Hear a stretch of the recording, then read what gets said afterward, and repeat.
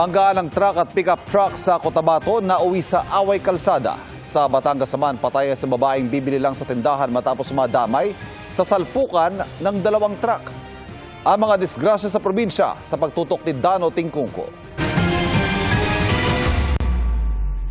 Kita sa CCTV ang isang truck na huminto sa National Highway sa Barangay Bago sa Ibaan, Batangas kahapon. Dahan-dahan itong lumiliko sa kabilang lane. Sakto namang may paparating na isa pang truck na sinubukang iwasan ang lumilikong truck. Pero pagkabig nito, sumalpok ito sa konkretong pader ng isang multipurpose cooperative na may tindahan. Sa lakas ng impact, nahagip pa rin ng likurang bahagi nito ang lumilikong truck. Ang mga tao napatakbo sa nasalpok na establishmento. Isang babae kasi na bumibili sa tindahan ang tinamaan ng mga debris ng konkretong pader. Agad siyang isinugod sa ospital pero dineklarang dead on arrival. Nakakulong na sa Ibaan Police Station ang nakasalpok na truck driver. Haharap siya sa kasong reckless imprudence resulting in homicide and damage to property. Sinusubukan naming makuha ang kanyang panig, gayon din ang pamilya ng biktima. May road rage, guys. Dahil naman sa Away Kalsada na antala ang trapiko sa isang highway sa Kidapawan City sa Cotabato kahapon ng tanghali. Sa video na isang motorista, kita ang mga babae na tila may sinisigawan sa isang truck. May pinulot ang isa sa kanila at ibinato sa bintana ng truck. Ang mga sasakyan sa paligid bumubusina na dahil hindi makausad dahil nakatigil pala sa unahan ng truck at pick-up truck ng mga babae. Nagsimula ang away nang mahagip ng truck ang sasakyan ng mga babae na may kasamang sanggol. Napinsala ang likuran ng pick-up. Walang nasugatan sa nasabing insidente. Para sa GMA Integrated News, Dano Tingkungko, nakatutok 24 oras. Dalawang sugatan matapos mabagsakan ng puno ang isang closed van sa Rojas, Isabela. Biyaheng San Manuel ang sasakyan nang mabagsakan ito ng puno. Tumama ang mga sanga sa windshield ng sasakyan. Agad na nilapatan ng paunang lunas ang driver at ang kanyang pasahero. Inaalam pa ang halaga ng danyo sa nasirang bahagi ng sasakyan.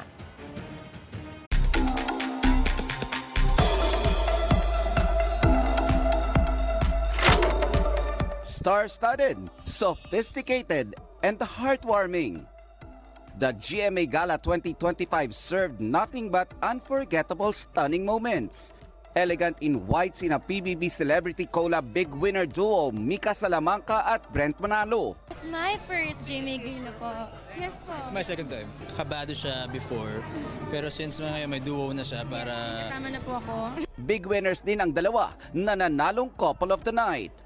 Glowing as always si star of the new gen Jillian Ward in a powerful red gown.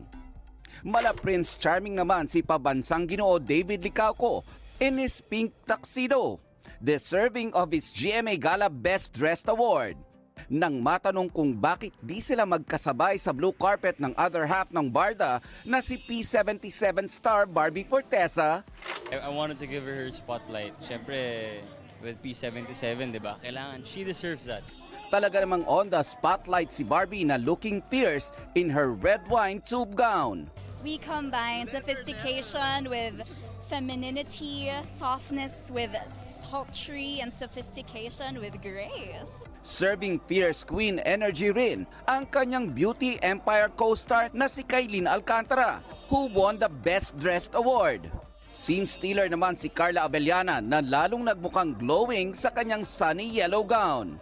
Another scene stealer si PBB Celebrity Collab third placer Esnir na maladyosa ang atake sa kanyang blue and white outfit.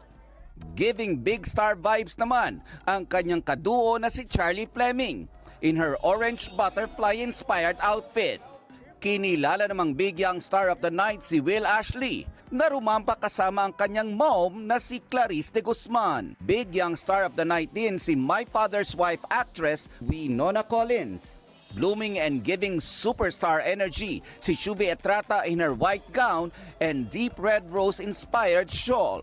Looking dapper din ang kanyang kadate, ang kanyang TDH na si Anthony Constantino in his white tuxedo. Hiwalay na rumampa ang dalawa sa blue carpet. She is my date, of course, but without a doubt, I want to give the carpet to her. She's earned all of that spotlight. I want him to, kayanin niya at i-enjoy niya ang moment on his own. Exuding elegance ang Dust Bia duo with Dustin Yu in white tuxedo and Bianca De Vera in nude pink gown. Royalty personified naman sina Kapuso Primetime King and Queen Dingdong Dantes at Marian Rivera. Bago rumampa sa blue carpet, nag-shine na ang Dongyan sa Get Ready With Me video kasama ang kanilang mga anak na sina Zia at Sixto.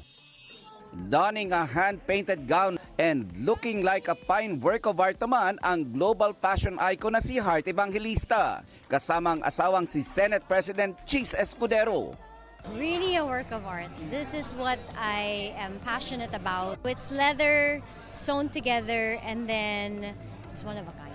Heart stealer naman si Alden Richards sa kanyang dark tuxedo. Hall of Famer na sa GMA Gala Awards si Alden along with Heart, Marian and Dingdong. Simple yet sophisticated ang sanggandikit for real stars na sina Jenilyn Mercado at Dennis Trillo.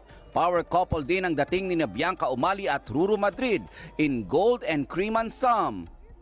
Elegant din sina The Clash hosts at kapuso couple na sina Julian San Jose at Raver Cruz. Looking ethereal ang mga past at new gen sangres na sina Kylie Padilla, Faith Da Silva, Sanya Lopez, Kelvin Miranda at Angel Guardian. Bukod sa celebrities, serving dignified looks ang GMA Integrated News personalities. All throughout the 75 years, yung significant majority ng buhay namin ay na-dedicate namin sa GMA. Kaya we are just extremely happy to celebrate tonight. Sarap lang sa feeling to be part of the 15 years of that 75. It's no joke to last in a network and you know that really value loyalty, which is GMA. Naroon din siyempre ang GMA Network Executive sa pangunguna ni na President and CEO Gilberto Arduavic Jr., Executive Committee Chairman Joel Marcelo G. Jimenez at GMA Senior Vice President Attorney Annette Coson Valdez. Dumalo rin si dating GMA Network President Menardo Jimenez at Executive Vice President and Chief Financial Officer Felipe S. Yalong. Thank you for being with us for all these years. And we promise na ipapagpatuloy namin yung paggawa ng mga makabuluhang content and ang pagbibigay ng serbisyong totoo. To all the men and women of GMA, both in front of and behind the cameras, kayo ang puso ng GMA. Your dedication, creativity, passion, and integrity define what we are. And your collective work and efforts have made GMA what it is today. Maraming salamat sa inyo lahat.